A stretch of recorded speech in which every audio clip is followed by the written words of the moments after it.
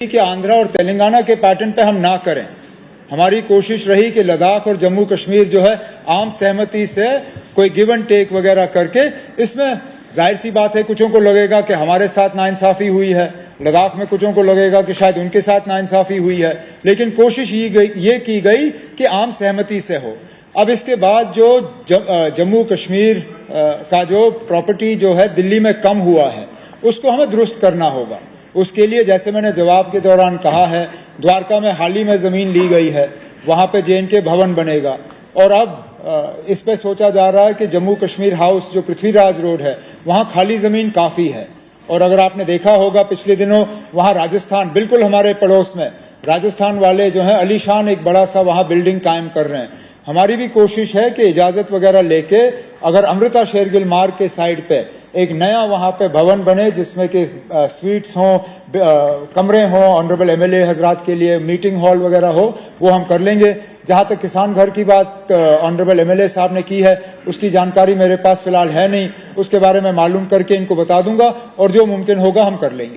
कोशिश तो हमारी यही है कि ज्यादा से ज्यादा लोकल लोग जो है हमारे भवन में काम करें और दूसरा वहां आर्किटेक्चर जो भी हम बिल्डिंग बनाएंगे कोशिश ये की जाएगी कि जम्मू कश्मीर की जो कल्चर है, हेरिटेज है, आर्किटेक्चर है वो वहां पर रिफ्लेक्ट हो। और जो इन्होंने बात की बिल्कुल सही की। आमतौर पे जब दिल्ली में लोग हमसे पूछते हैं ना आप कश्मीरी खाना या जम्मू डोगरी खाना खाने की जगह कहां पर है, तो हमारे पास अपना कोई नाम है नहीं। अगर इसका मुकाबला आप दूसरे भवन के साथ करें तो शायद आंध्रा भवन में टेबल मिलना मुश्किल हो जाता है, वहां इतने लोग खाना खाते हैं। मैंने खुद गुजरात भवन का हाल देखा हुआ है, इतने लोग वहां टूट टूट के वहां खाना खाने जाते हैं, हमारा जिक्र कहीं होता नहीं है। अब ये नए बिल्डिंग हमारे बने, चाहे द्वारका में हो चाहे पृथ्वीराज रोड में हो, तो कोशिश ये की जाएगी तो एक तो आर्किटेक्चर, हेरिटेज और क्विजीन जो है जम्मू कश्मीर का वहां पे मिल जाए। PDP और AIP ने लद्दाख के साथ असासों की तकसीम के मामले पर NC हुकूमत पर तनकीद की। शेख खुर्शीद ने कहा कि इससे साबित हुआ कि जम्मू कश्मीर ने 5 अगस्त के फैसलों को मंजूर किया है। वहीद परा ने कहा कि हुकूमत उलझन में नजर आ रही है, जो कि अच्छी बात नहीं है।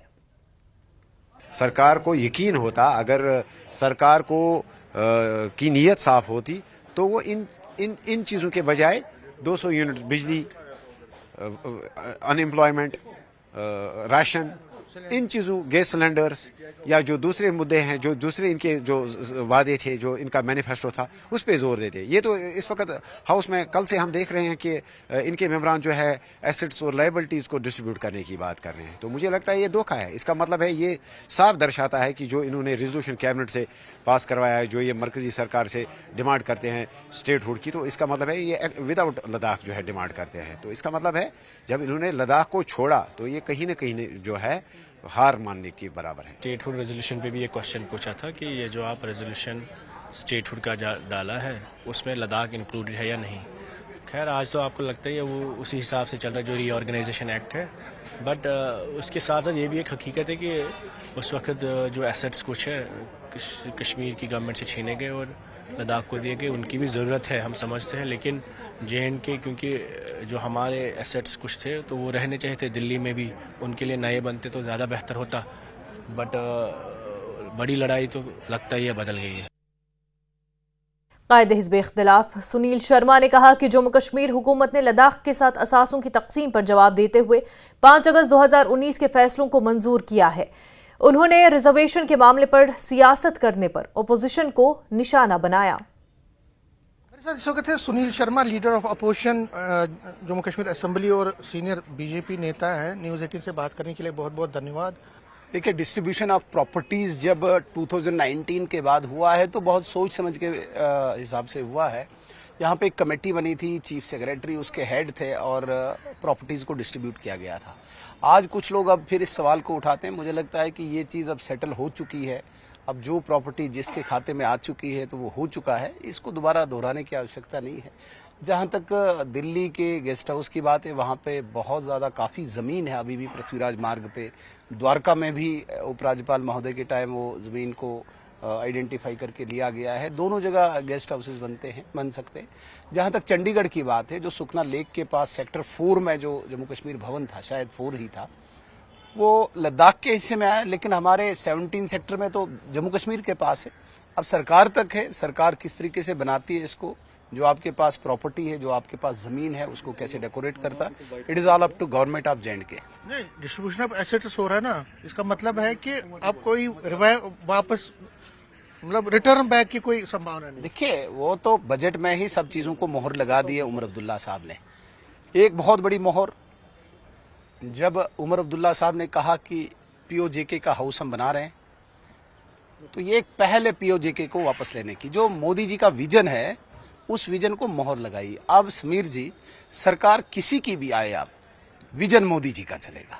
विजन मीन्स 3 टियर पंचायती राज, POJK की बात करनी है, आतंकवाद, अलगाववाद, दफन, कोई बात नहीं होगी, विकास की रफ्तार पे बात करनी है। मीन्स विजन मोदी का, सरकार कोई भी आए। आज एस्टेब्लिश कर दिया है कि जो प्रॉपर्टीज हैं वो उनकी है, ये हमारी है J&K की।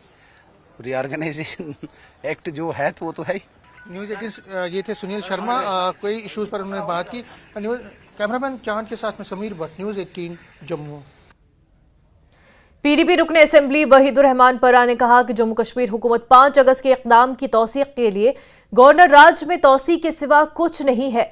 परा ने कहा कि LG की हुक्मरानी पर 6 बरस हमला करने बाद हुक्मरान जमात अब असेंबली में बेशर्मी से इसका दिफा कर रही है।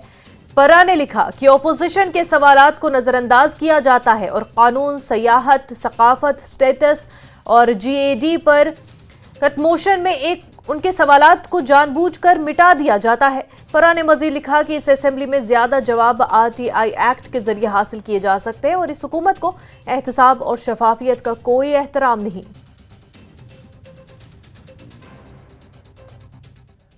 तो वहीं CPM रुकने असेंबली यूसुफ तारिगामी ने असेंबली में प्राइवेट स्कूलों के मनमानी फीस वसूल करने और इजरादारी का मुद्दा उठाया। उन्होंने ज्यादा फीस वसूल करने वाले स्कूलों के खिलाफ कार्रवाई का मुतालबा किया है। तालीमी शोबे की निजकारी की मुखालफत करते हुए उन्होंने कहा कि प्राइवेट स्कूलों की इजारादारी पर लगाम लगाया जाना चाहिए। तारिगामी ने महकमे तालीम से वाबस्ता कॉन्ट्रैक्चुअल एहलकारों की माहाना उजरतों में इजाफा करने का मुतालबा किया। उन्होंने कहा कि लेक्चरार की तरक्की फास्ट ट्रैक बुनियादों पर होनी चाहिए। पूरी रियासत का, पूरे खिते का सवाल है स्कूल एजुकेशन डिपार्टमेंट के बारे में। तो इसमें cluster resource coordinator school education ने लगाए हैं और कमी को पूरा करने के लिए अच्छा कदम है, लेकिन इसके साथ ही जो उनका ऑनरेरियम है, सैलरी है, वो सिर्फ वो कम है, 25,000 है और फिर सिफारिश की है कि इसको 30,000 तक किया जाए। लेकिन इसके साथ ही आपने ये टेम्परेरी कहा, मेरा सिर्फ यही है, टेम्परेरी है, लेकिन जिनको आप एलिजिबल समझते हैं लगाने के लिए उनको कंटिन्यू करने दीजिए। अगर 1 साल तक भी जरूरत है आपको, फिर ठीक है, आप 1 साल तक ही कह सकते हैं। लेकिन अगर ये स्कीम इसको आगे बढ़ाना है तो उन लोगों को जिन्होंने आप एलिजिबल समझा है उनको कंटिन्यू करने का मौका मिलना चाहिए। मेरे ख्याल में ये मुनासिब होगा। और इसी के साथ जहां तक ताल्लुक है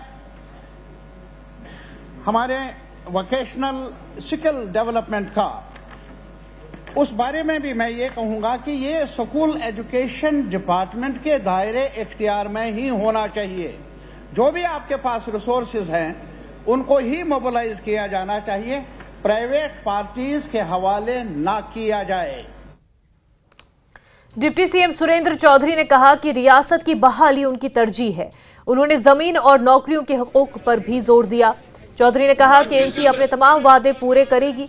उन्होंने जम्मू कश्मीर में हुई हालिया हलाकतों की जांच का मुतालबा किया। नेशनल कॉन्फ्रेंस ने जम्मू कश्मीर असेंबली के साबिक स्पीकर मरहूम वली मोहम्मद एतू को उनकी 31वीं बरसी पर खराज अकीदत पेश किया। इस मौके पर मुनक्किदा तकरीब पर डिप्टी CM सुरेंद्र चौधरी, वजीर सकीना एतू, वजीर आला के मुशीर नासिर असलमानी और दीगर लीडरान और पार्टी कारकुनों की एक बड़ी तादाद भी मौजूद थी। हमारा सबसे बड़ी प्रायोरिटी पहले जो है वो जम्मू कश्मीर को स्टेट का दर्जा वापस दिलाना और जो हमारी जमीनें और हमारे रोजगार जो बच्चों के हैं उनको महफूज कराना, जो स्पेशल स्टेटस हमारा, उसके लिए हमारी जद्दोजहद रहेगी और लड़ते रहेंगे।